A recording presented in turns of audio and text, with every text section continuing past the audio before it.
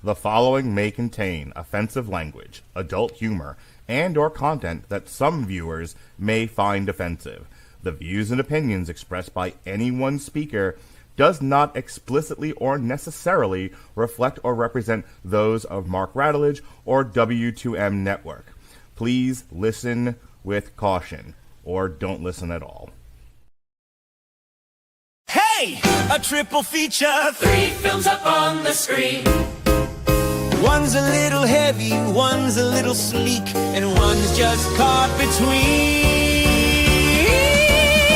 We'll laugh and cry and overanalyze, dig through themes with wide, wild eyes.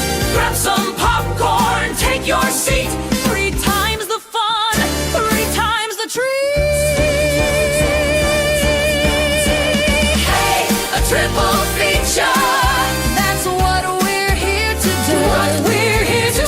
Buckle up, the lights go down, and we'll watch Them all with you! Good evening, or shall I say, court is now in session. It's the wrong show. It's the wrong show. It's true. That's on trial. But I feel like these are 3 legal-oriented comedies. Indeed, they are. Indeed they are. And you are the legally oriented Jesse Starcher. How do you do, sir?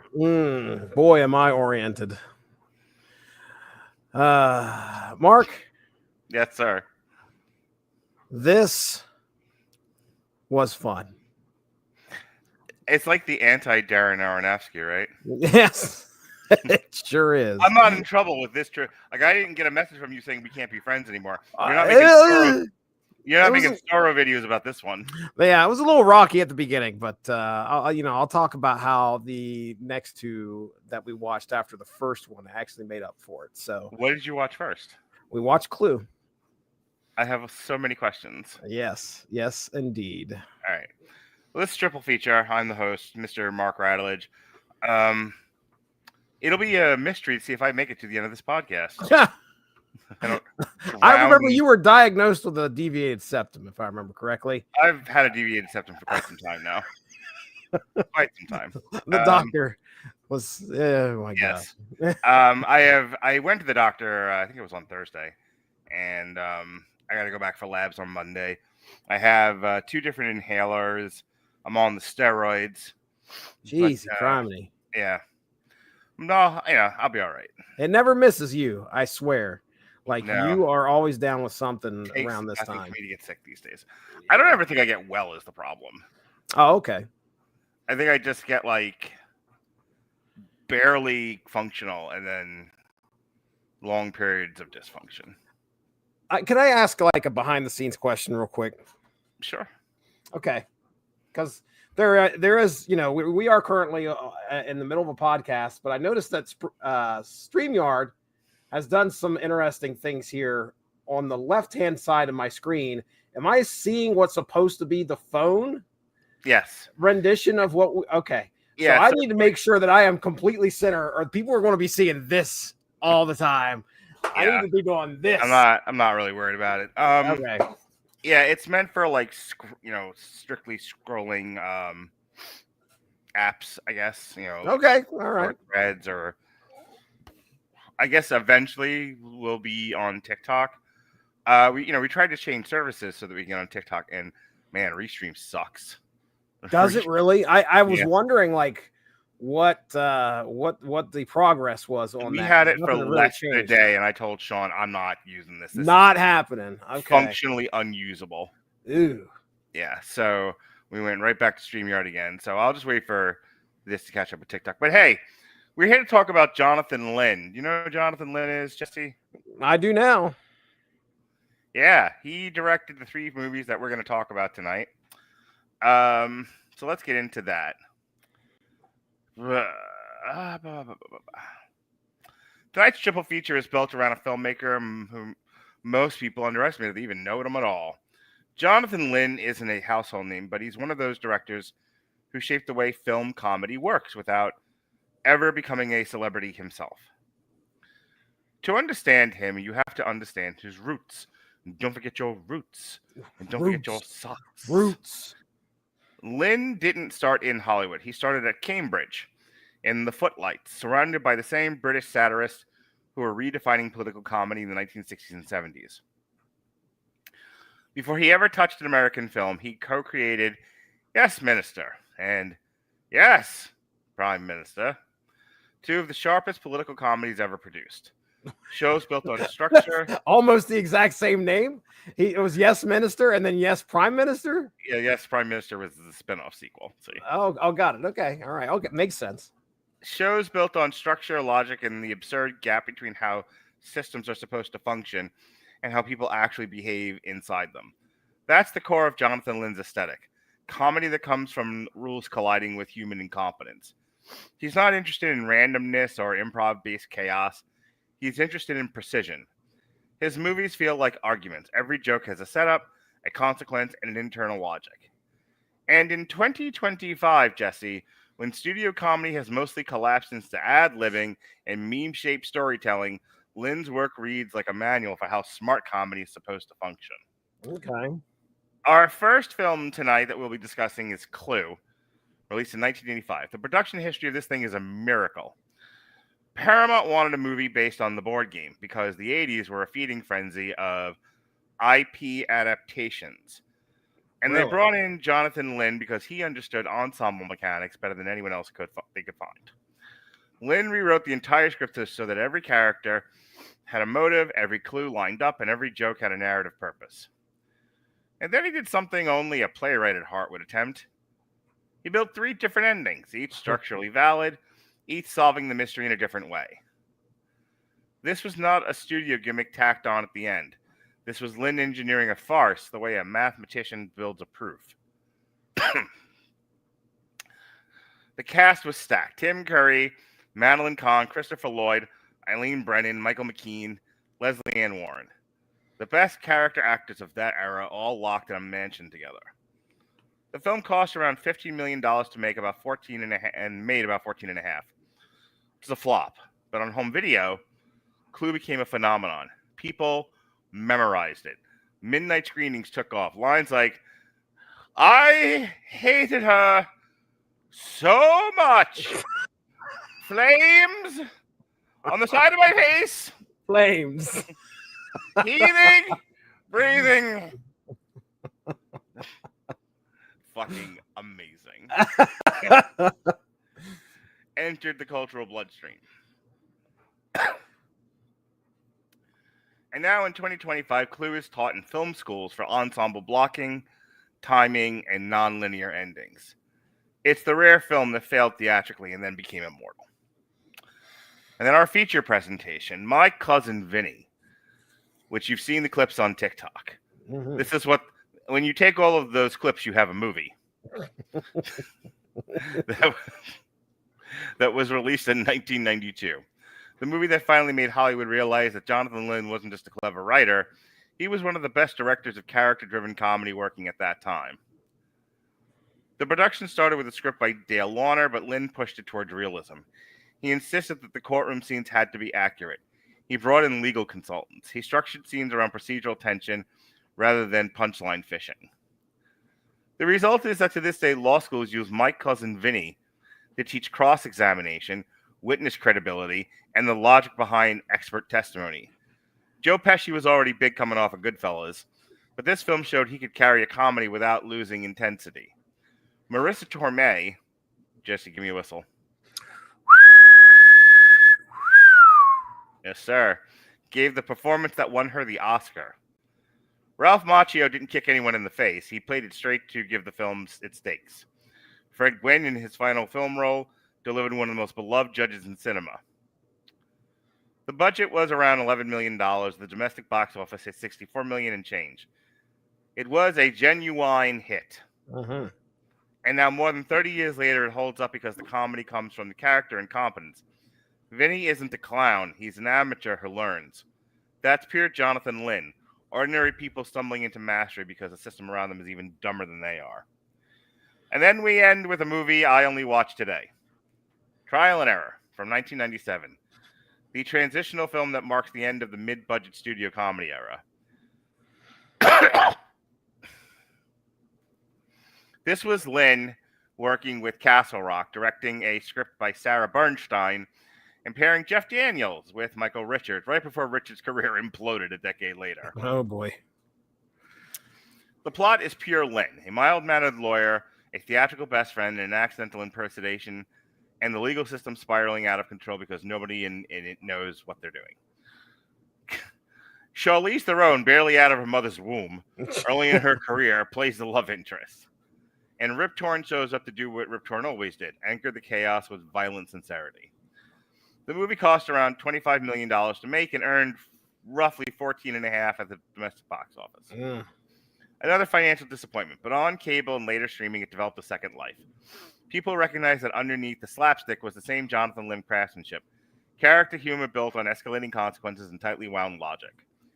In retrospect, it feels like the last gasp of the old school comedy before the Apatow era turned everything into improv workshops. Taken together, these three films show the full range of Jonathan Lynn's American work. Clue is precision farce. My Cousin Vinny is the character-driven procedural comedy. Trial and Error is the institutional absurdity piece. And all three demonstrate why Lynn matters in 2025. We live in a moment where the industry has forgotten how to make comedies like this. Everything is either outrage-based, nostalgia bait, or improv dressed up as a story. Jonathan Lynn represents the opposite. Structure, deliberate craft, and humor that grows out of people colliding with the systems they barely understand. His movies are comedies of competence and incompetence, stories where the funniest thing in the world is watching a plan fall apart in slow motion. And in his cinematic landscape starving for intelligence, Lynn's work reminds us that smart comedy isn't dead. It's just waiting for filmmakers brave enough to build jokes the way that he did. With thought, intention, and respect, Jesse, for the audience's brain. So were you familiar with anything Jonathan Lynn before we roped you into this project? So I wouldn't have been able to tell you I knew his name, that's for sure. I had heard about Clue many a time just from people on the network mentioning it. Saying they hated someone so much that flames were coming out on the side of their face. Well, that wouldn't surprise me. More that Tim Curry, has been talked about on this network quite a bit, and that movie would come up a lot of times. Never seen it up until we did this project. Really, this is the first time viewing of Clue, huh? Yes. Okay. Yes. My Cousin Vinny was a really popular film that, again, I didn't watch. Really? I never watched it up until now. This is also a first. Wow, Jesse. Yeah. And I'd known it existed, and my goodness, just like you said, if you've seen something referencing this film, most likely, like you said, it's online media in some way, and because there's a lot of great quotes that happen in My Cousin Vinny, a lot of great moments as well. And also Trial and Error, never heard of it. Didn't know what the heck I was getting into. Yeah, admittedly, neither did I. I needed a third film. And I have no clue. I could have picked The Whole Nine Yards, because that I had seen before, or maybe The Fighting Temptations. But I think I wanted something closer in theme to My Cousin Vinny, so that's why we went with Trial and Error. I had seen Nuns on the Run when it came out. Nuns on the Run. I don't remember The Distinguished Gentleman. That was peak Eddie Murphy, and I vaguely remember it. I never saw Greedy. I think I have seen maybe some of Sergeant Bilko. I think that's Steve Martin, right? Yeah. Yeah, I've seen that.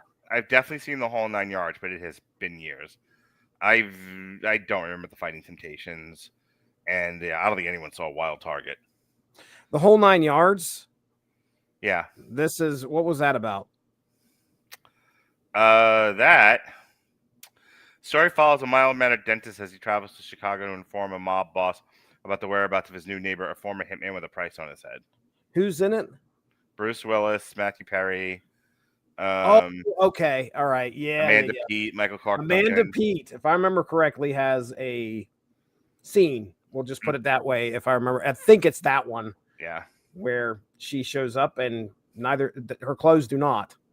But yeah, I remember that one. Lynn's work on the Minister series earned him 3 BAFTAs, 2 Broadcasting Press Guild Awards, and 2 Pi Television Writers Awards. He won the ACE Award for the Best Written Comedy Series. The Campaign for Freedom of Information also recognized Lynn with a special award for his work on the show. Lynn was a recipient of the Diamond Jubilee Award for Political Satire in 2010. He received an NAACP Image Award for the Fighting Temptation. So, yeah, an honored guy, a very talented guy, Jonathan Lynn. Let's get into Clue. Clue came out in 1985. It's based on the board game. It was written and directed by Jonathan Lynn, who co-wrote the story with John Landis. You know John Landis. He's made everything you've ever seen in your fucking life. Director of the Kentucky Fried Movie, Animal House, The Blues Brothers, American Werewolf in London, Trading Places, Twilight Zone, Three Amigos, Amazon Women on the Moon, Beverly Hills Cops, the whole deal here. John Landis is part of all of our childhoods, whether you realize that or not. It includes the aforementioned Eileen Brennan, Tim Curry, Madeline Kahn, Christopher Lloyd, Michael McKean, Martin Mull, and the beautiful, vivacious Leslie Ann Warren.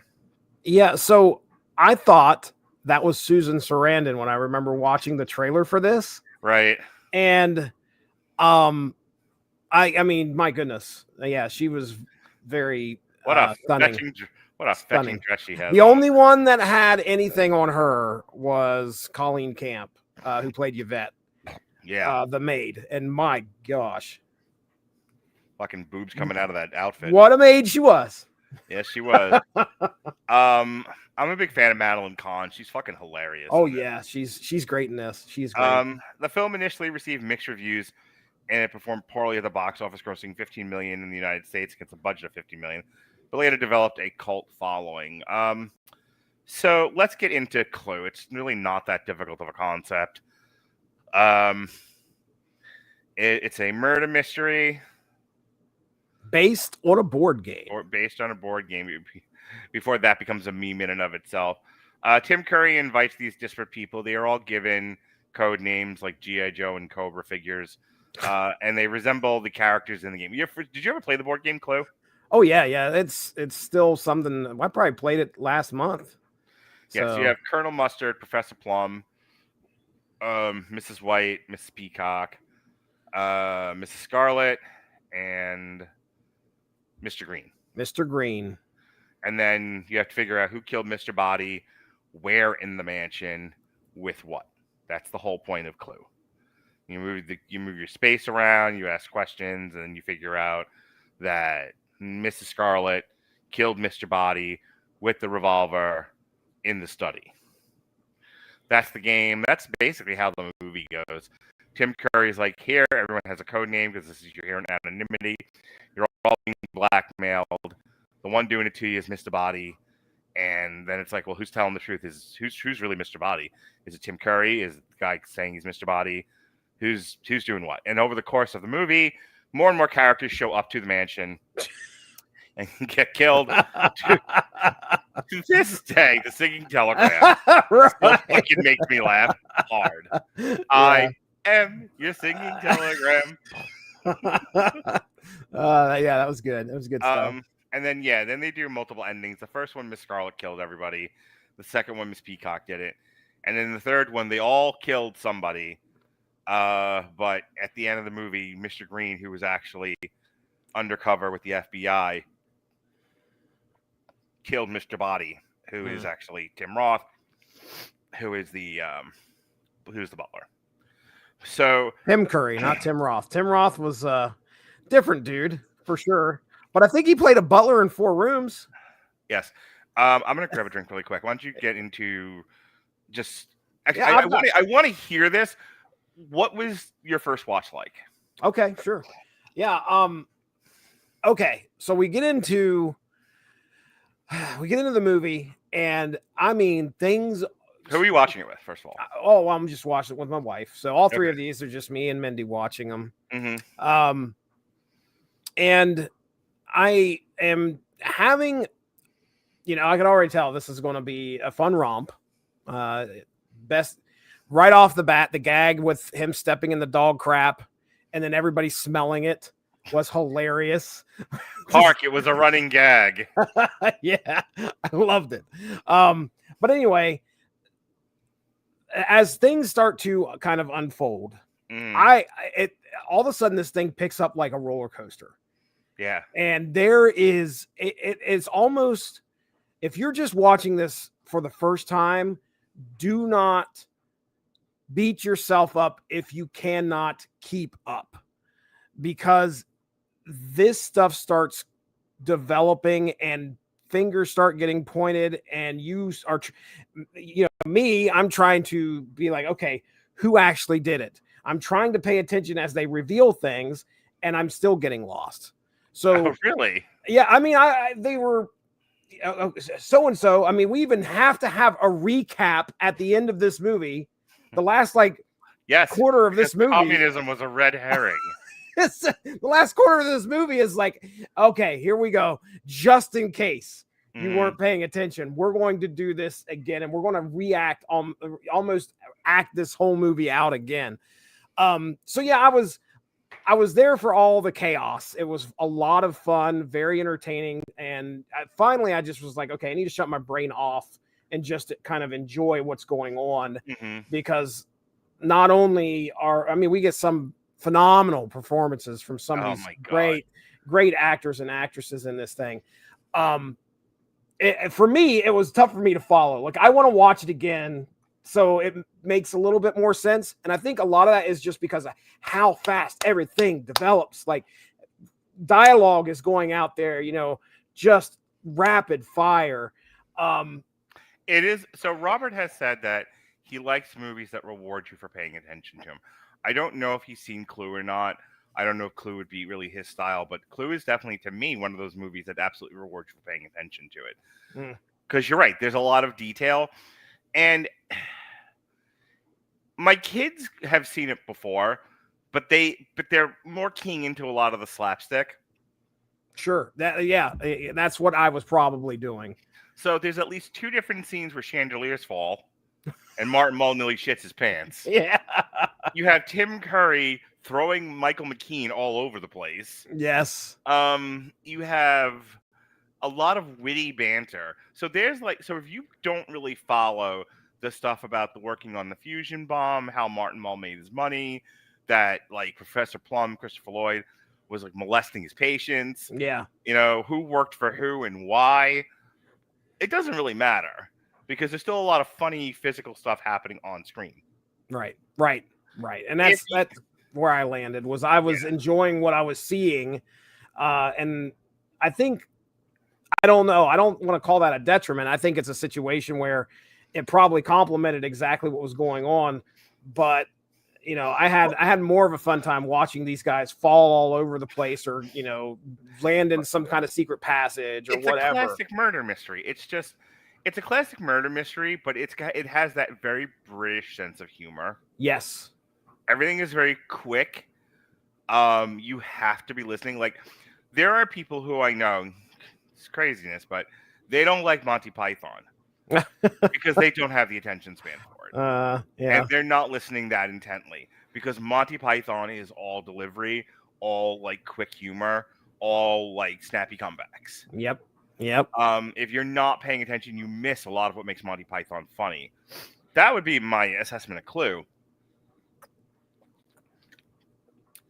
Communism is a red herring is a funny joke because of the setup to it. Oh yeah, absolutely.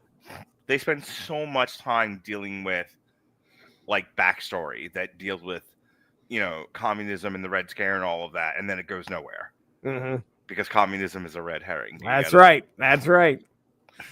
Red herring. This was just about money, and it's so funny because in the third ending to it, the whole thing was set up so that if Mr. Body Tim Curry knew that if he put all of these people in a room with people that were his network of spies and informants, they would do the dirty work for him, and he would get away scot-free.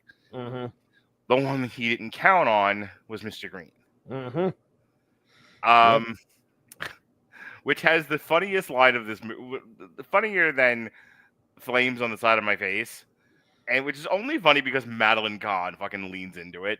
Oh, yeah. She's hilarious. She's a classic comedian. But that last line from Michael McKean, my son hit the floor. He's like, I'm gonna start using that when I leave rooms. I'm gonna go home and have sex with my wife. Oh man, I want to just go cross that off right now. That was on my notes because I think that might be my favorite line of the whole movie, because you're led to believe that he's gay. Right, that's his backstory. The whole movie, and then the one ending, they're like, he keeps getting shit for it. Pretty I'm much. a plant. I thought guys like you were called fruits. You can't even do that anymore. It was good. It was good. That's a quality line. I have to say, like, this cast has a lot of. First of all, these are like the ready for primetime players. These were quality comedians of their age. It's like the Avengers. These people, all known, working, experienced comedians in Hollywood, all known Hollywood actors. Madeline Kahn's a giant. Martin Mull was in everything at the time. Christopher Lloyd, you know who Christopher Lloyd is, Jesse? I think I might know who that guy is. Yeah, he's in one of your favorite movies. You're right. Private Benjamin. That's right. Yeah. Nobody. He was the grandpa Nobody, which we just watched. So yes, he's hilarious in that. Anyway, so Clue is it's an exceptionally funny movie, and it's one of those where it's like you could absolutely determine whether or not you want to be friends with somebody or like, you know, be someone's partner based on their which takes me back to your viewing experience. So you watch this with Mindy. Yes. It's very hard to pin Mindy down. It's also very hard to tell. It's also very hard to tell what she's going to like. Right. So what was her reaction to Clue? Okay. So yeah, I've done a little bit of thought and introspection on this. So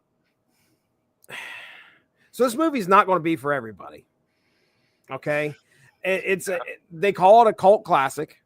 And the reason it's a cult classic is you are either a member of that cult or you're not. Mindy is not a member of that cult. Again, not a huge fan of the British comedy, eh?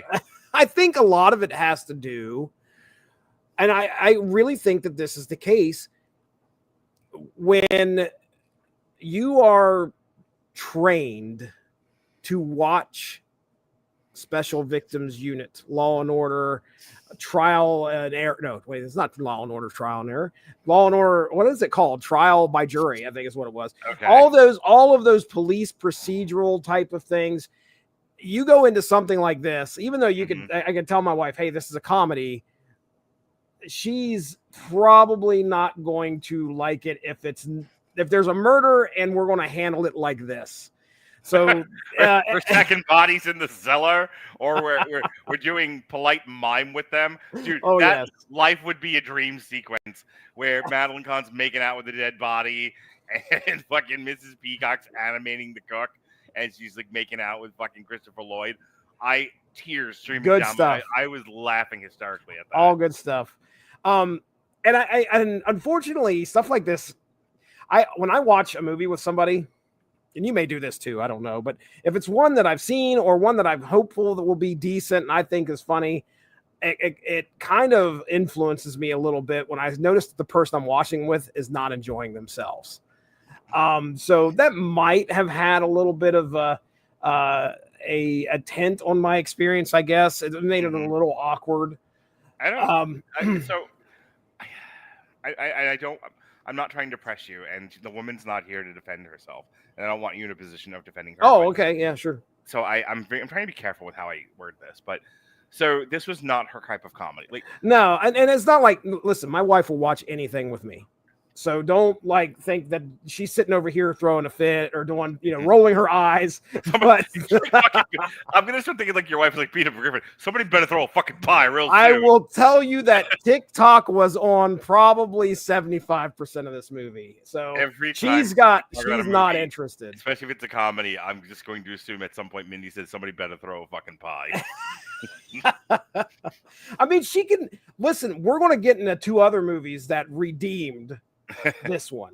Okay. And she was perfectly fine with these other two comedies that we had. But I don't know what it was. Maybe it is the British humor. Like maybe that is what set her off. I really never did. I should have asked her, like, why didn't you like the movie? But I could tell some of the jokes weren't landing. And, you know, her famous line is, "That was stupid." Here's the thing. There are funny lines in the movie, but the humor is so subtle. Like Christopher Lloyd, who's lost his license to practice psychiatry because he was banging his patients, is demonstrating a sex position on Madeline Kahn. And Madeline Kahn, rather deadpan, like, "Get off me. Get off of me." Yeah, that's good. But yeah, I think that's where Mindy landed. She was not into the humor at all. You know, this is supposed to be a murder mystery. She was probably like me, and you know, this is a lot at once. Well, popular in Cantonese dinner is not often served in America. Is that what we had for dinner? Yeah. I can see why like that doesn't appeal to everybody. Yeah. Because it's that kind of like silly, almost like Zucker Brother-esque humor. Mm-hmm. Anyway, I love Clue. I've watched it a ton of times. I quote it constantly. I've done the like "I am your singing telegram" dance. You know, long story short, too late. I did not realize that was this. I had no clue. Jonas looked right at me when they said that. They were like, oh, they said the thing, Dad. You say this all the time. What? Flames on the side of my I hated her so much. So this is a movie criticism podcast, and the only thing I will say about this is not an evenly paced movie. It's just fucking slow to start. Like, I think that almost, you know, I was hooked. Like when they're all sitting around and Tim Curry's got these papers in his hand and he's going to explain, like, okay, here's why we're all here. The dinner sequence is almost unnecessary. Okay. I mean, I guess, yeah, you're right. When you compare it to the rest of the movie. Well, you don't learn. You kind of get to know the characters and that, but I feel like you could have done the same thing, just getting them right into the study. Like, eliminate the dinner sequence entirely. And I mean, I'm sure if Jonathan Lynn right here, like, no, you need the dinner sequence for this. My problem is they all get there one by one, and while they get there fast, there's not a lot of time in between. They do the same foot sniffing joke like 3 times. Even so funny. Even like the lingering shots with the dog, like that's a long setup. It really is. Yeah, so, like, I'll agree. It takes Tim Curry forever to get into the house, and then it takes a while for everyone to get there.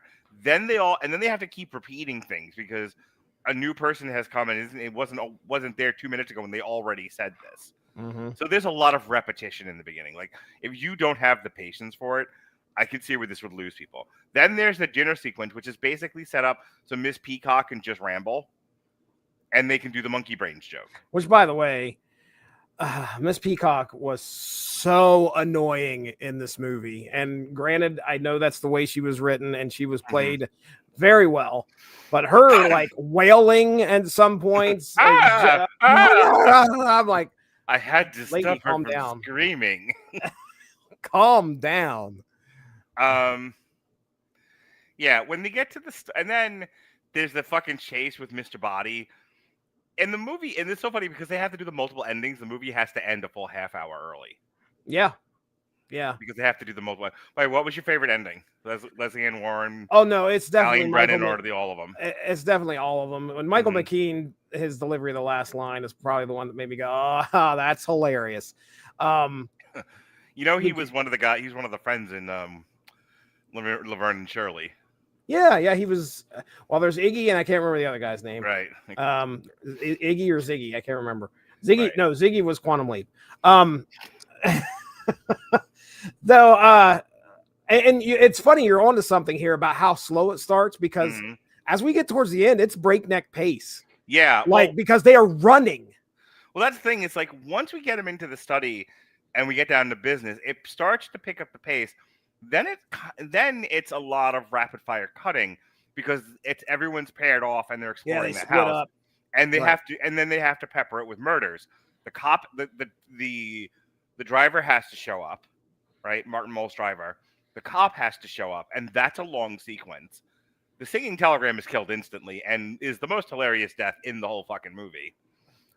There's a bunch of stuff that happens with Yvette, and then finally they have to just like end the movie. But they got to do the Miss Scarlet ending first, then the Miss Peacock ending, then the total ending. Mm-hmm. So that's probably my biggest criticism of Clue. It is an oddly paced movie, and if you're not committed to it, it's going to lose you real fast. Yeah, I want to go back and watch it again just because, like I said, I'll have much more of an appreciation for these lines and anticipating them as well, when they're about to happen, and probably have a better sense of what's going on. So, kudos to, our director here for kind of making it that way. I don't know if that's what was going through his head, is like, you need to watch this. I also heard that they did these 3 endings, but in theaters, like, they would only show one ending, and in a different theater, they may show a different ending. So if you're talking to somebody that went to a different theater, they never knew about the ending that you saw, possibly, until now. That's what I've heard. I remember reading that. So that would be crazy, though, and that's actually pretty inventive for the time, really. So I mean, that's pretty cool. Honestly, to me, the only ending that completely works is the very last one with Michael McKean. Though the final line in the Miss Peacock sequence, Mrs. Peacock was a man. We're like the Mounties. We always get our man. Mrs. Peacock was a man. Oh man! Slap the shit out of Mike McKean. Yeah. Next up on the list for my favorite quote is they open up the door and it's Martin Mull that goes, 2 corpses. Yep, everything's fine. All right. So we got to move on to the next movie. Okay. And I need to hear you, but I also need to pee. So, okay. Explain for the people. You've never seen My Cousin Vinny before? I have not seen My Cousin Vinny. Did your wife react to My Cousin Vinny? Oh, that's the movie on TikTok that isn't Ted Lasso? No. She no, did not happen. So I don't know what you watch versus what she watches, but it must not have come up a lot of enough. Fucking movie clips. I get like that, Suits, Ted Lasso, The Big Shot, the John Stamos show that was on Disney Plus. Mm-hmm. All right. So why have you never seen My Cousin Vinny before? Just never felt the need to rent it. I mean, I can remember like going to the video store and seeing it there. Mm-hmm. I've never seen it on TV, like just accidentally playing. I'm sure it probably streamed somewhere. I've never felt the need. And I honestly, Joe Pesci, for me, the role Joe Pesci has in my mind is Home Alone, the robber from Home Alone. I've seen Casino once. I know that's probably where your mind would go. Oh my God, Casino's one of my favorite movies of all time. Yeah. I know he love Casino. Yeah, he did. He did a great job in that. But I remember hearing like all of these, just people talk about the movie My Cousin Vinny, and I guess really, I personally thought that I wasn't going to give my time to this movie because it's just going to be a goofy comedy. I mean, it's Joe Pesci. Come on. He's acting. He's a lawyer. What? I wasn't interested in it here. So let me run down the cast here real quick. So we got Joe Pesci playing Vinny Gambini. He's a lawyer from New York. We got Ralph Macchio as Bill Gambini and his buddy Mitchell Whitfield as Stan Rothenstein. Can't remember. I remember that happened, being a contention in the court there. But anyway, Billy and Stan are heading down south, right? And they get to a store, and one of them, Billy, accidentally steals a can of tuna. Turns out, though, that the store clerk gets murdered, and these guys get pulled over, and they're fingered for the murder, and therefore they just... I shot the clerk? I shot the clerk? I shot the clerk? That's as good as a confession. Write it down. He's going to jail. Yeah. And so their way of getting out of this is Billy's like, I've got my cousin Vinny. Maybe he can get down here. He can help us get out of this jam. He's a lawyer. Vinny shows up with his vivacious, beautiful girlfriend, way out of his league, by the way. I don't know what league this guy plays. Marisa Tomei with her fucking chicken neck. My gosh. And her over-the-top suits. So she shows up there along with him, and it's definitely one of the things that you're going to hear in these next two movies for sure. I don't know if you can apply it to the first one there. I'm sure there's some parallels. Fish out of water. That is kind of the theme that we're going to have, at least with my cousin Vinny in the next movie, Trial and Error. Because let me tag in here. So the big thing about Vinny is that does mostly contract law or personal injury. He's never defended a murderer, right? And he doesn't know the trial lawyering procedures. And while we may have all watched a lot of courtroom TV, we are not lawyers. We are not lawyers. We are not always aware of each process, each step there is in a trial. So he comes in, and what he's good at is arguing.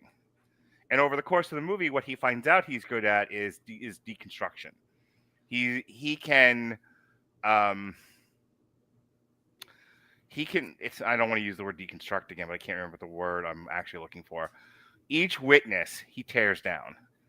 That's what he's really good at. That's his whole superpower. And he comes in ready to do that, except that that's not how trials work. You have arraignment. You have how do they plead? That was you could tell him and the judge don't get off on the greatest footing. Well, it starts with the South is already very protective of their culture. They know that they are looked down upon by the North. If they had you may have recalled that there's a whole history of a war of some sort, sort of disengagement between the North and the South. South not looked upon well. So this Yankee lawyer comes down, and he's very much not, in the ways of this part of rural Alabama. And the judge is like, I don't like interlopers here. I don't feel like you have to be here. That's kind of the attitude he gets from everybody. And then along the way, he's not trying to be disrespectful. He just doesn't know how things work. So he has to learn on the go. And he's trying to, and obviously it's touched on in the movie, but they don't really do anything with it, where he's obviously, there's the point where Marisa Tomei asked him, why didn't you prepare? Why didn't you go watch trials? It's how was I supposed to do that? I was working in your uncle's garage. And then he says later on in the movie, he's I really wanted to win this on my own. I didn't want help. Yeah, she asked him several times throughout the movie, can I help you? And he's like, no, which is why the conclusion, dude, my son's just ever since you taught me about Chekhov's gun, I see it everywhere. Right. Right. Yeah. The conclusion is he finally gets his girlfriend's help. Right. Well, he sees what the issue is. He sees that the tire tracks that were made by the car of the guys that shot the clerk couldn't have been made by the defendant's tire. But he had been arguing the entire time that it was the same car when it wasn't. And now he knows how he's going to get the trial dismissed, because he knows that they don't have any evidence anymore against the two kids, against Ralph Macchio and Dewey McJewface. So Jew McWeinstein. Discredits, that's the word I was looking for. So he systematically discredits all the witnesses. And then Trotter brings in the automotive expert who's who doesn't talk necessarily about the tire tracks, but talks about the tires. He was like, it was the same tires. And I was like, well, okay, but those tires were put on a lot of cars back when these cars were made. That doesn't really prove anything. It just proves the same tires that were on the defendant's cars were also on another car. Anyway, when he figures out that it's a different set of tires that made those tire tracks, or different, that it was a different car that made the tire tracks with the same tires, he can't put himself on the stand. Right. He has to get an automotive expert. Right. And finally, he figures out a way for her to help him. And by that point, she's fucking done with him. She's I hate you. Dude. Will you please make her answer the question? No, because I hate him. Oh man, I cannot believe. I mean, I don't know what the running was, but the fact that Marisa Tomei won an Oscar, Yeah. she did a great job. Don't get me wrong. I'm really surprised that Yeah, she won for Best Supporting Actress. I just Joe Pesci won an American Comedy Award for Funniest Actor in a Motion Picture.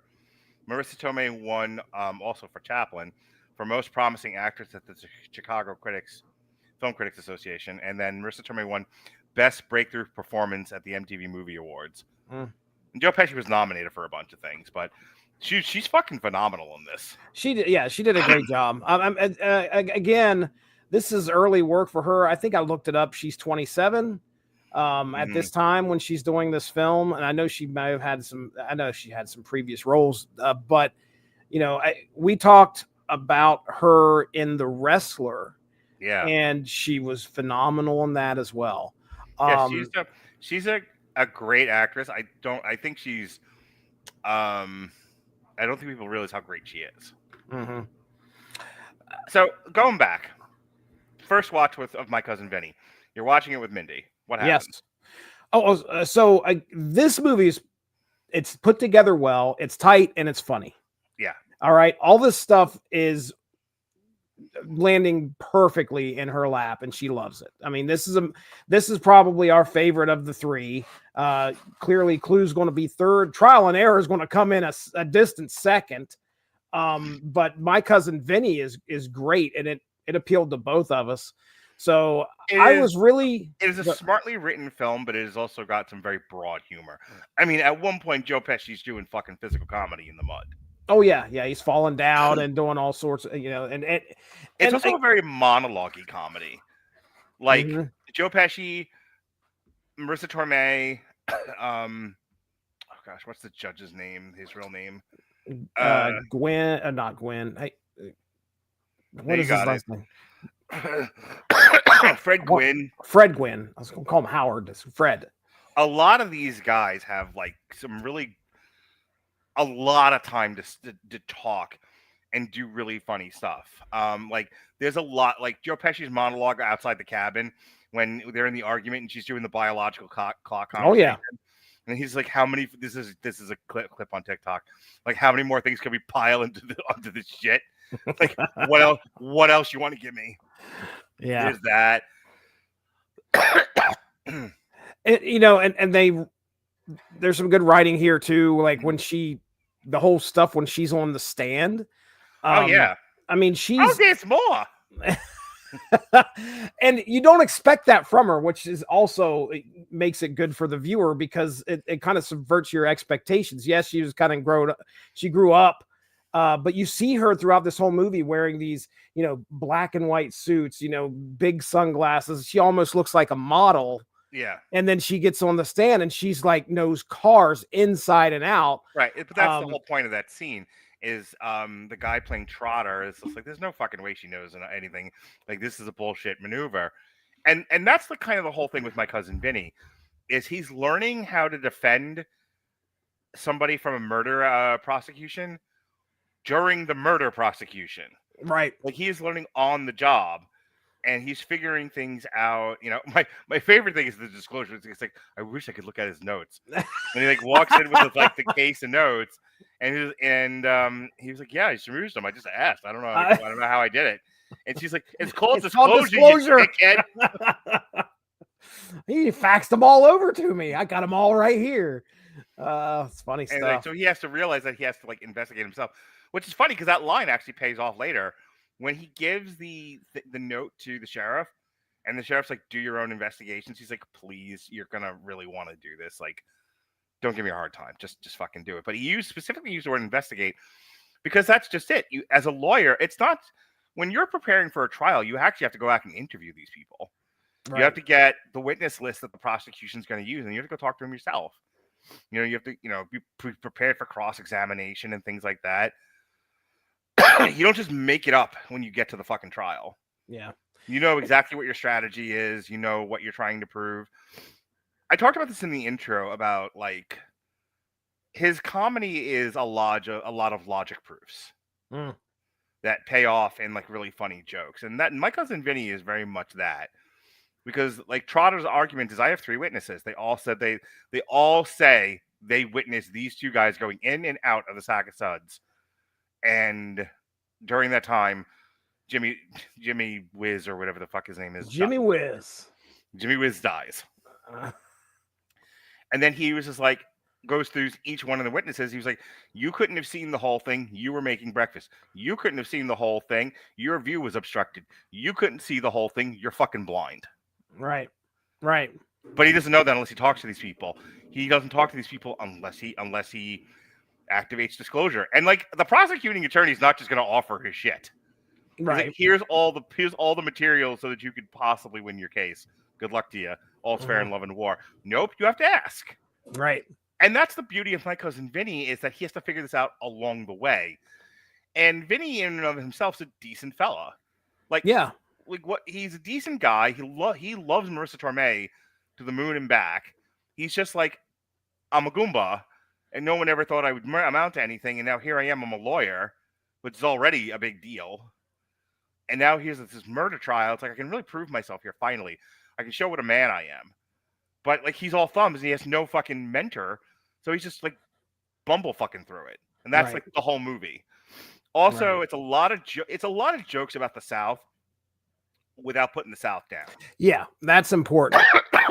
There's, the way this movie kind of resolves, they could have wrote the sheriff off as being like, well, I got my man and I'm not going to do anything. That's not how it goes down. The sheriff is presented with evidence and he starts to realize, oh crap, I might have got the wrong guy, the wrong kids that did this. I need to go get the actual person. So yeah, they could have played them way stereotypical, and they didn't. The judge, Fred Gwynn, Judge Chamberlain Haller, I think he went to Yale. He's very smart for specifically being a judge in this small township / city, whatever. Right. But he does such a great job, and he's very smart, and he runs a strict courtroom. The thing is, he's not running a strict courtroom. He's just running a courtroom. But he's not gonna have some Goomba coming in like a clown. Right. He's just like, you come in, you're in a suit. This is a court. This is a court. This is a place of pristine this is a pristine institution. Come in dressed accordingly. Right. When he shows up in like the carnival barker outfit, he's like, are you mocking me with that suit? That's a legitimate question. He came in looking like a clown once again. Yeah. And he's like, the only store I could have bought a new suit in had the flu. The store had the flu. Yeah, the whole store. God knows I've been there. But I was thinking more about like, they start off in the one hotel and they're by some sort of plant, and the plant has a whistle. Oh yeah. Everyone else is used to, but he's not used to it. So then they move to another hotel, and that hotel is next to like a pig farm. So they hear the roosters and the pigs first thing in the morning. So he's not sleeping at night. So by the time he gets to, I think, like the first day of trial, he's like half asleep. Oh yeah. I think that's also the same sequence where he deconstructs all the witnesses. Yeah, he goes to sleep at one point. They have to wake him up. Yeah, there's a train that goes by at like 5 o'clock in the morning, and he's like, I can't believe that you told me that that was odd for the train to go by at 5 o'clock in the morning. He's like, well, yeah, that's because it goes by at 4. And normally it goes by at 4. My favorite bit is that he keeps getting like in contempt of court because he's pissing off the judge. And he's like, don't bail me out tonight. I'll actually get a decent night's sleep. And like there's like a prison riot or some shit. And he's smiling as he's like drifting off. Oh, that's good stuff.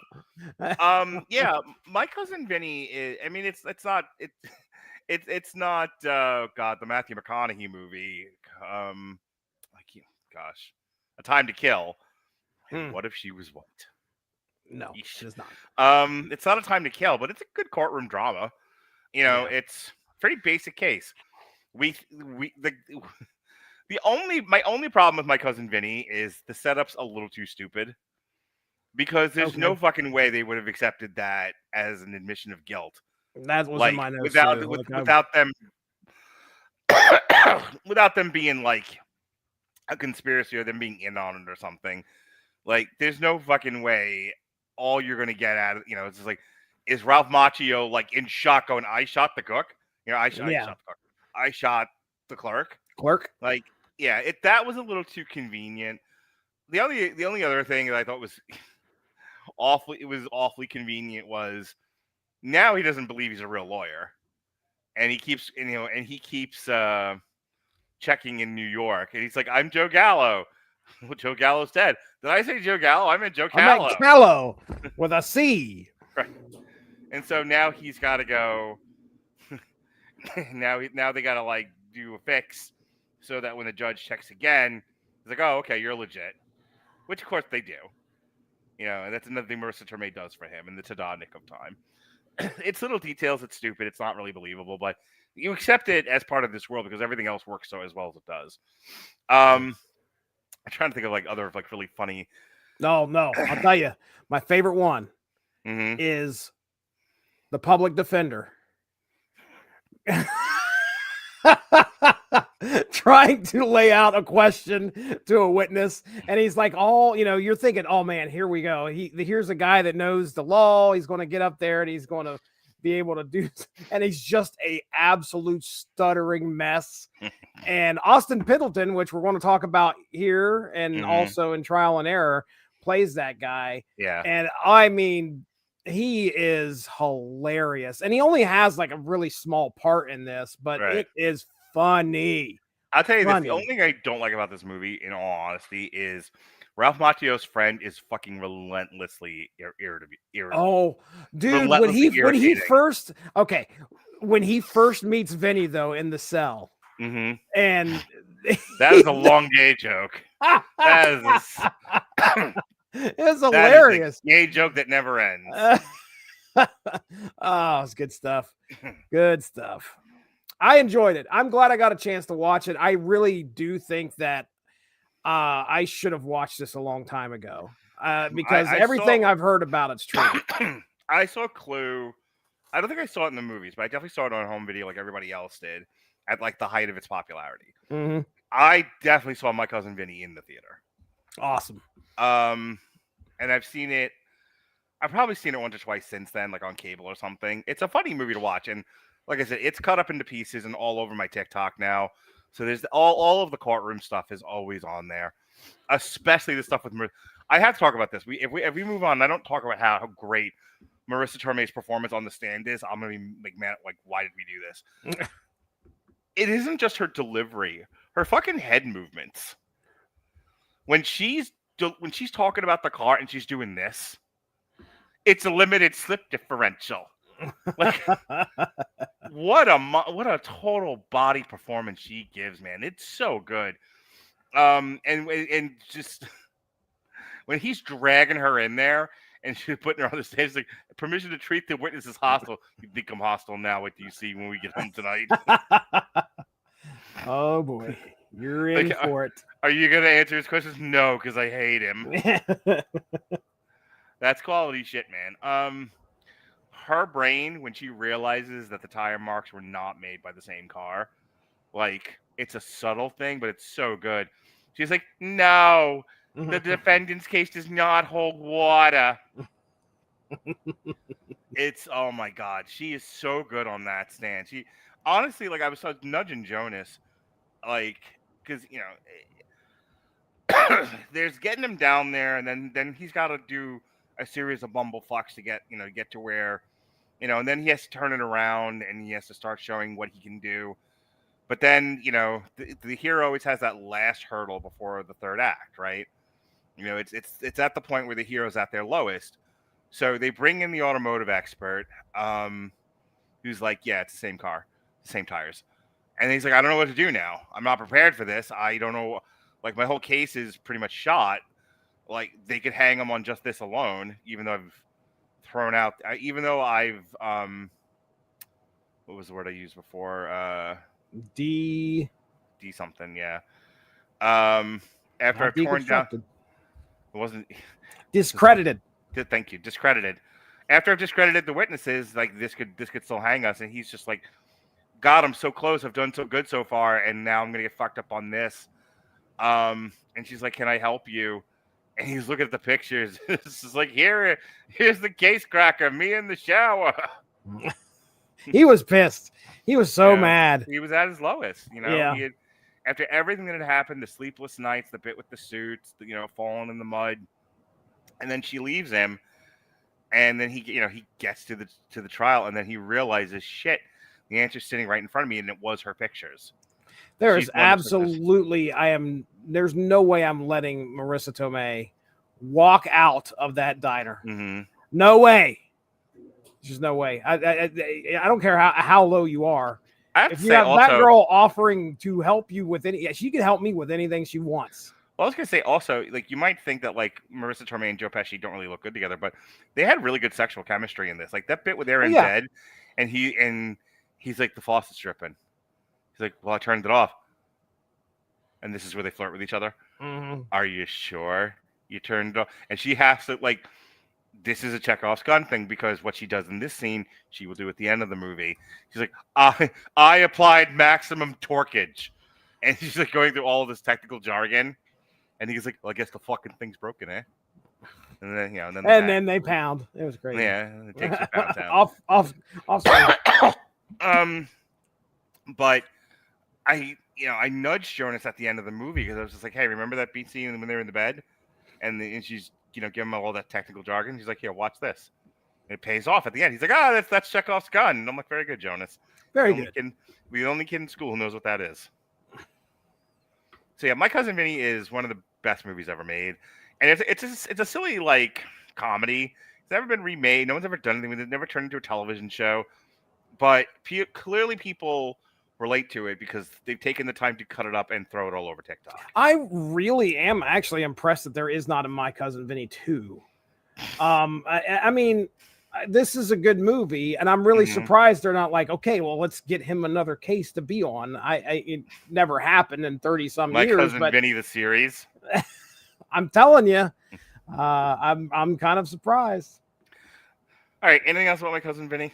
No, let's wrap it up with a movie we both have not seen up until now.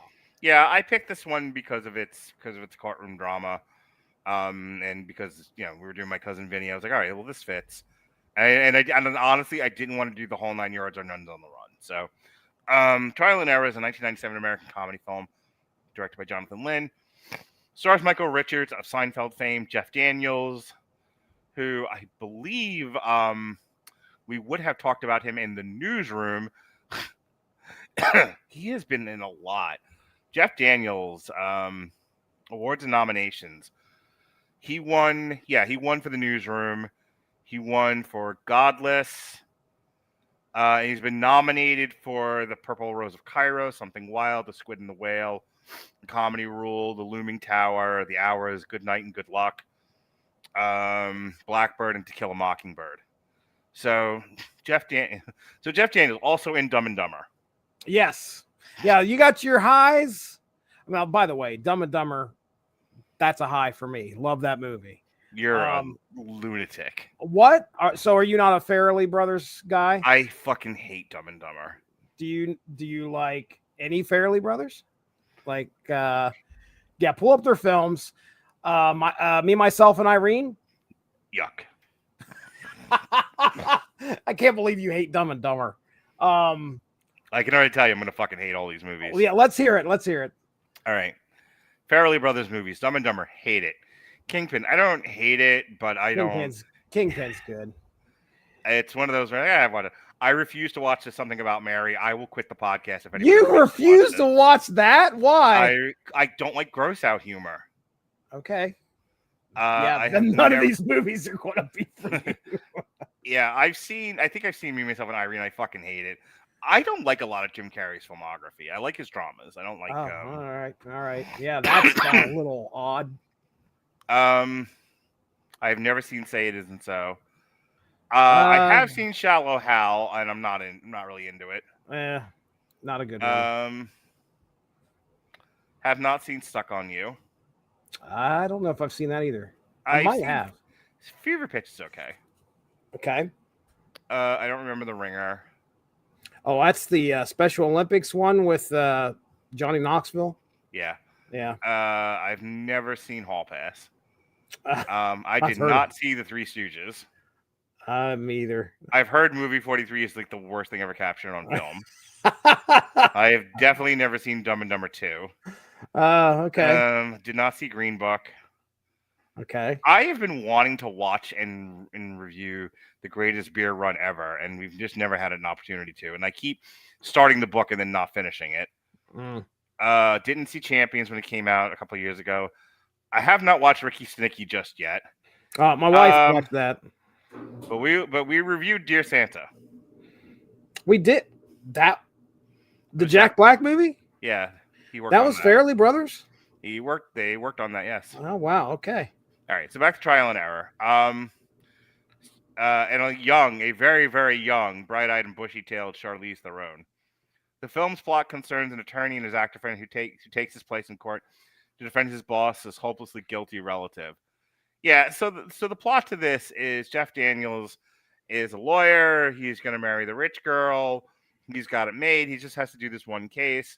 His friend comes into town. He's a ne'er-do-well and a dipshit. That's Michael Richards. He's an actor. They go out. They have a bachelor party. Jeff Daniels gets punched in the face. And because he's kind of a puss, somehow gets a concussion and can't do trial the next day. Somehow gets a concussion. He got punched in the fucking head. And somehow lost math, for a little while. And he couldn't not show up to court for some no, hold on. He took some medication and he took a lot more than he should have, and that's what made it so he could not go to court, because Michael Richards comes in there and says, "Hey, I was just knocked out cold in the fucking mosh pit, and I got up and went to work." Okay, all right. I mean, the concussion was the thing here, but in fact, I think he could have went. He just would have had a bad headache. The fact that he took a whole bottle of medication instead of taking just the one that he was prescribed. 1, 2. Yeah. Fucking steroids. All right. Hey, this bullshit. Want to know how many fucking meds I'm on? I'm here. All right, I want to fucking hear it. All right. So anyway, he can't make it to court because of that. Yeah. Michael Richards takes Michael his Richards place. Commits a felony and takes his place. And I mean, to his credit, he tried to get a continuance. And the defense, who he had hit on in a bar the night before, was like, "No, we're prepared to go to fucking trial. Let's go." First unrealistic thing about this movie: the legal system fucking loves continuances. Love them. Nobody wants to do shit in court anymore. If a lawyer goes like, "I want a continuance," the judge is like, "Yes," and runs out of the room. All that's left is the fucking robe and the gavel. He throws the gavel in the air and takes off, and it hits as he's going out the door. Yeah, so this judge's like, "Oh yeah, no, fuck continuances. We're ready to go to trial. Let's go." Nope, they would have absolutely gotten a continuance. But but if they do a continuance, then we don't have a movie, so there's no continuance. But now he's identified himself as the lawyer of record, and that's another thing. You can't just surprise change a trial. If you fire your attorney, you have to get the new attorney listed on the case. You can't just be showing up with attorneys left and right. You can't my Cousin Vinny can't come down. Like you said, there was a thing in My Cousin Vinny where he had to be approved too. Right. As an out-of-state attorney, because you have to practice law in the state that you're licensed. Just like I can't do therapy in Ohio. Can only do it in Florida. It's the only place I'm licensed. I'd have to get licensed in Florida, Georgia, New York, wherever, as well as Florida. That's the way this works. That's right. Because we're a fucking stupid country. Anyway, so he's now identified himself as the attorney of record. So when Jeff Daniels shows up, they're like, "Who the fuck are you?" "Well, I'm an associate." "Well, what are you exactly?" So there's that. And now they're committed to the gimmick. So Jeff Daniels has to somehow win this case while puppeteering Michael Richards. Right. And they got to get all this past the prosecuting attorney. Oh, and Rip Torn is guilty as his career is a $3 bill here. He's fucking guilty all day long. He basically sold people pennies or something like that. Yeah, he sold people an engraving of Lincoln. I think it was a commemorative Lincoln engraving. Mhm. And it turns out, they paid $17.99 for them to send them a penny. Right. So So he ripped all these people off. Should have been guilty all day long, and as it turns out, like they take it to trial. They don't plea bargain. Um, at one point, Michael Richards is like, "But we can win. I can get this guy off," because the whole thing about Michael Richards is he's basically doing Jim Carrey's liar liar character, but not as well. which, by the way, what came out in 1997 as well. Yeah, so I can see why this movie did not do as well. Right. So the whole, like, Michael Richards has to go on this long, strange trip to not be a liar, essentially. That's what the movie's about. Meanwhile, Jeff Daniels is like, again, my whole life is a lie. Like, I'm this big-time attorney. I'm marrying this girl that I don't love. I'm doing all the things I'm supposed to do because I think I'm supposed to do them. But this is not what I want to do. And then he meets Charlize Theron. Charlize Theron is like, look, freedom and pussy. And he's like, you're right. So he... You've changed my life. Yeah, that's how that goes. Like, freedom and pussy. I'd never thought of it that way. You're right, Charlize Theron. You're awfully cute. So at the end, Michael Richards, they win the case. They initially get the plea bargain, is what happens, and then Michael Richards has like a crisis of conscience, and then tells the prosecuting attorney, who doesn't immediately get him arrested, that like, yeah, I'm bullshit. So they end up rejecting the plea. So Rip Torn, thinking that he's gonna get away with murder, rejects the plea bargain, gets found guilty, and gets sentenced. But Michael Richards has learned to be a better person, so he hooks up with the lawyer, and Jeff Daniels gets caught banging two different gals, and he finally comes clean, and then he decides he's gonna go back to being a lawyer, but he's not gonna marry this broad. And him and Charlize Theron in theory hook up, and that's the whole movie. So. My only real like comment about this movie is that Michael Richards is actually not that annoying, because I kind of hate him.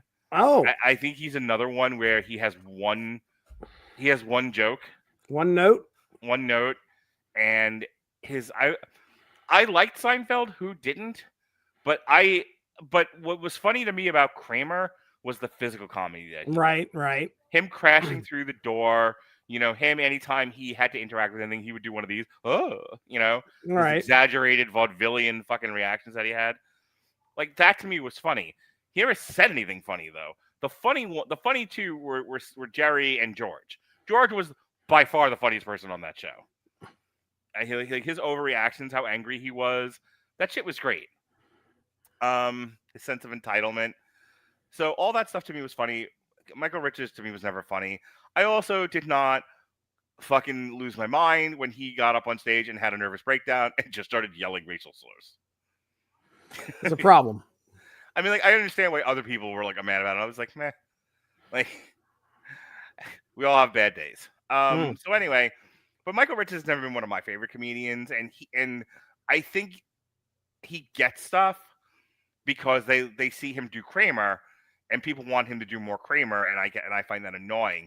Here, he actually acts like a functional human.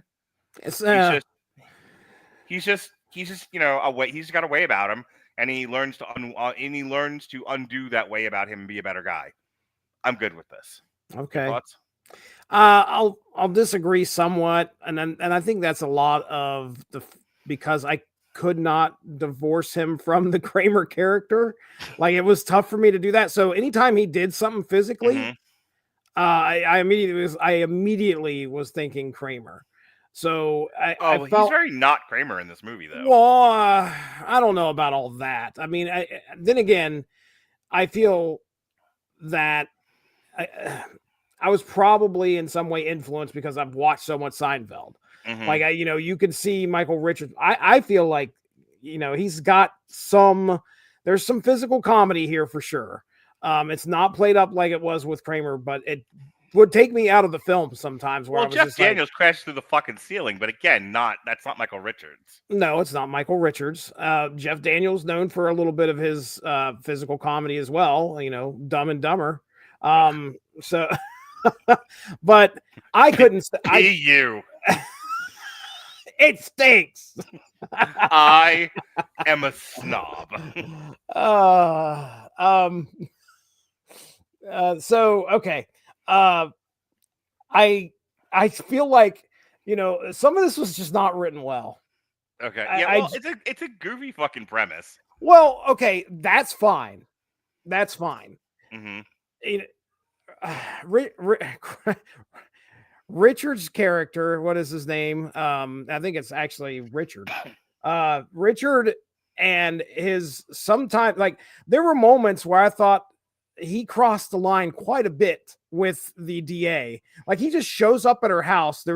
I don't know if it felt like we were leading up to some kind of romantic thing, but he like plants one on her, and I'm like, dude, that is a district attorney. You're about to land your ass in jail. But obviously she doesn't do that. Other than that, she just kicks him out. This is several years before Me Too. Yeah. You can tell that. Also, Jeff Daniels gets away with a lot here. When it comes to relationships and the romantic relationship that happens here between him and Charlize Theron, the fact that, number one, he is about to marry somebody else. Right. He decides, I'm going to go ahead and develop a relationship here with this younger girl. She fed him a fucking egg sandwich. They're practically married. Oh, yeah. Egg sandwich. It's fucking right in his face. Sleeps with her. Yeah. Doesn't tell her anything about the fact that... Jesse. Tell me, Mark. Some chick's trying to shove her egg salad sandwich down your throat. You're going to fucking remember at that particular moment, oh, wait, I'm betrothed. Oh, wait, I'm supposed to get married. And then it all leads up to the hilarious moment when the future wife... That's a short scene.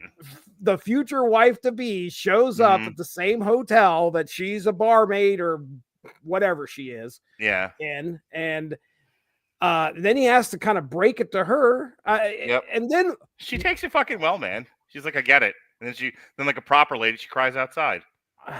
And then what happens after all is said and done? Within like 10 minutes, she's back on. I forget. Hop in the Jeep. Let's go. I fucking forget. Jesse's. See, people think you're like comic book Jesse, or you're Back to the Future Jesse, or I Was Married at 12 Jesse. No. You know what your real Jesse? The real Jesse. Real Jesse. You're chivalry Jesse. Chivalry Jesse. Okay. You're all about like being chivalrous to women. I don't even understand why you talk to me. We're the yin and yang of podcasting here, I guess. We really are. Yin and yang of sexual harassment. I'm like, what happens in a fucking other state is perfectly okay. And you're like, oh, heavens to Betsy. Wait a second. So anyway, should have ran home and taken a cold shower. Terrible romantic choices, terrible romantic writing, in my opinion. You fucking you fucking Charlize Theron fucking fish you in the mouth with an egg salad sandwich. You're fucking cheating on your wife. You don't even gotta say nothing. I can set it for you. It's all right. I got you. I'm your lawyer. Mark Radulich Esquire. Yeah. Dude. That'll get me very far. Yeah. You can't fucking lie to me though. I'll still be down in the basement. Don't worry. Oh, heavens to Betsy. Let's see. What else did I have in my notes here? You can't, I talk about Liar, Liar. That's happening in 1997. It's done way better. I love Jim Carrey in that. And Jim Carrey was like twice the actor of Jeff Daniels and fucking. Oh, yeah. You combine those two. And you're right, dude. Right. He was like the single, like a highest paid fucking comedian in that era. In 1997, that's peak Jim Carrey. Yeah. I mean, it really, really is. So, again, they got that kind of going against them. You also have the fact that you've had My Cousin Vinny 5 years earlier in 92, right, which was done way better than this. And I understand, like, they're like, Michael Richards is a hot thing. He's just coming off of Seinfeld. I think Seinfeld had ended that year, or no, it's 98. I think it's a great lesson, and not everybody transitions from television to film real well. Look at the Friends people, right? Yeah, Jennifer Aniston, obviously the most successful of the six. Yeah. Courtney Cox, probably the next successful one. Lisa Kudrow did okay, still continues to get work. Matthew Perry did decently until his tragic suicide. The guy who played Joey, he struggled. And then David Schwimmer. Like, David Schwimmer would show up in things here and there, and he's in Band of Brothers, and I remember talking to Andrew about this. Fucking David Schwimmer is intense in Band of Brothers. Like, oh my God, that's Ross. Yeah, But it's different levels of success with, and I'm just using that as one example. Right. Not everybody was that transition from Friends to the film was as successful as Jennifer Aniston was. So obviously, and like if you look at Seinfeld, did they all go on to have varying movie careers? Sure. Jerry Seinfeld, no one's going to say he was unsuccessful, but obviously the most successful out of all of them was the broad who played Elaine. Oh yeah. I was just sitting here thinking about. I know Michael Richards from 3 Roles. Mm-hmm. That's now this one. Yep. Kramer and the crazy guy from UHF who wants to drink from the fire hose. The fucking janitor. Who wants to drink from the fire hose? So those are the 3 roles that I know he's in. Obviously, Kramer being the most. This was obviously meant for him to like look at me. I can be a big because he's the lead in this. Yeah, this movie. Like Jeff Daniels is the supporting actor. And people were just like, this is not enough like My Cousin Vinny to be good. This is not as good as Liar Liar. And Michael Richards I think has his role, but not. I think it's another lesson in just because you were funny at an ensemble on a hit TV show does not mean America wants to see you in a lead role. And agreed. To that point, I had to find this. This isn't streaming anywhere. I had to find this uploaded to YouTube. Yeah, which thank goodness. I mean, that was a great quality. Yeah, I mean, that was a really good quality rip or whatever you want to call this. So clearly nobody's clamoring to take this thing down. Like it might be the one thing that is kind of keeping this thing. I can't believe I'd never heard of this film. Not even a clue. I only know it because I know I wanted to talk about My Cousin Vinny with you, and then I saw what else Jonathan Lynn did. I'm like, oh, awesome! I can talk about Clue. I've never done that before, and it gives me an excuse to watch that. And I'm like, what else do I want to do? Boy, not a lot of good choices here. So, all right, I'm good with talking about Trial and Error. It's okay. The one thing I said in my intro, which I'll repeat here. This really does mark the end of like the mid-budget comedy. Because Fancy was not wrong. After this, comedy looks way different. Comedy is ruled by Judd Apatow and Adam Sandler, and it's a whole other world. But go ahead and do your plugs. I'm good. All right. Unless you got anything else. No. I mean, this felt more like a movie made of moments, small, funny moments, than it was actually something that I could be like, oh, wow. I'll never come back to this again. I'll tell you that. I will not watch this again. My Cousin Vinny, I definitely will. And Clue, I definitely will. But Trial and Error. Yeah, Broken Arrow, Trial and Error. And yeah, there you go. All right. I can't even remember the name of the film right now. Ladies and gentlemen, we are going to go ahead and get into plugs. It's been a lot of fun here on Triple Feature. Myself, I do a comic book podcast called the Source Material Comics Podcast, and we've got our own YouTube feed out there. We've got our own feed here on the W2M network. So if you get a chance, go check that out. The Source Material Comics Podcast covers comics of any era. Usually you can hear me and Mark on there talking about some of the interesting comic books of the day. And I will tell you that recently we are getting into Day Tripper. So if a lot of good discussion there about moments in life and death. So if you want to check that out, me and Mark have a good conversation. Usually I think we broke it up into 3 episodes. They're about half an hour long each. So check that out. And then the Unspoken Issues podcast is also on that feed where we talk about 90s comics. And I haven't uploaded one recently. The last one we did was at the end of October where we talked about the Midnight Massacre. So if you read 90s Marvel, You might remember that as being one of the big crossovers, and included Ghost Rider, Morbius, the Darkhold Book of Sins, or whatever that was called. Anyway, good stuff. Ghost Rider Blade ends up going off the rails and becomes a villain in it. If you want to check that out, again, 5 real quick 25 minute episodes. And then, of course, me and Evan Bevins get together and we discuss Marvel Snap every once in a while on a podcast called Snap Material. And we just did one last week, I believe, on the newest season. So we had a good time talking about that. Check that out. So with that being said, that is all I've got. All right. Tomorrow, myself and Robert will be reviewing The Running Man with Glenn Campbell, I think his name is. It's the new one. It's the new remake that's out in theaters right now. Saw it today. It was okay. Like it does it land at all like the old one did? Not even a little. Oh, that's sad. Yeah, Alexis will be there too. Oh, super. Fucking awesome. I remember her nickname. It was Stupid Alexis. Is that what I said? Stop getting me in trouble.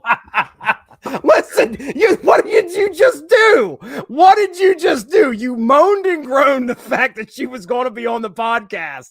Mm-hmm. I'm fucking sick as it is. I don't need this too. You're a horrible man. Horrible. I know. I strive, folks. Thursday, however, I will be joined by Sean and Kat. We'll be doing Showgirls, Striptease, and Hustlers. Jesse, what do you think those movies have in common? Boobs. That's right. Boobaloobaloobies. Boobaloobaloobies. And then a week from tonight, the Metal Hammer of Doom is back. So we're not playing music anymore. It's become too difficult. There's problems with the recording of them. The last couple of Metal Hammer of Dooms, they were like really choppy. The sound, like the sound just kept dropping out of it. And I don't know if it's somebody else's internet is causing it. I don't know if it's an internal problem with StreamYard. I can't get these problems fixed, and I don't know what to do.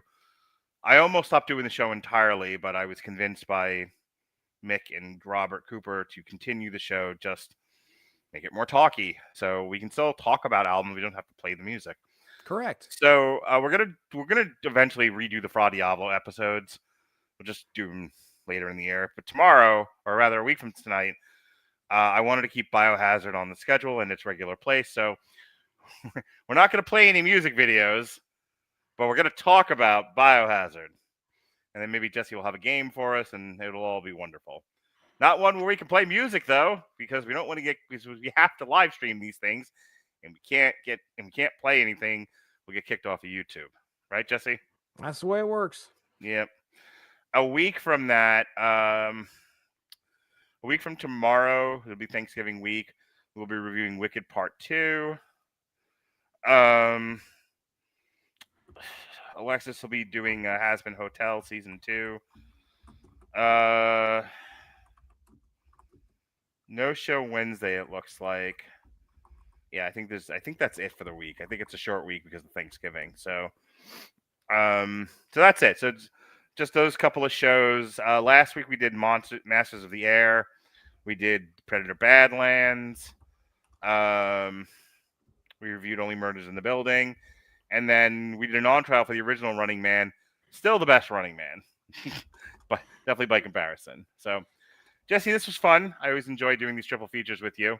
I'm glad this one was not the suicidal experience that the Darren Aronofsky one was. The wife did not want to kill you, so you're good. You're good.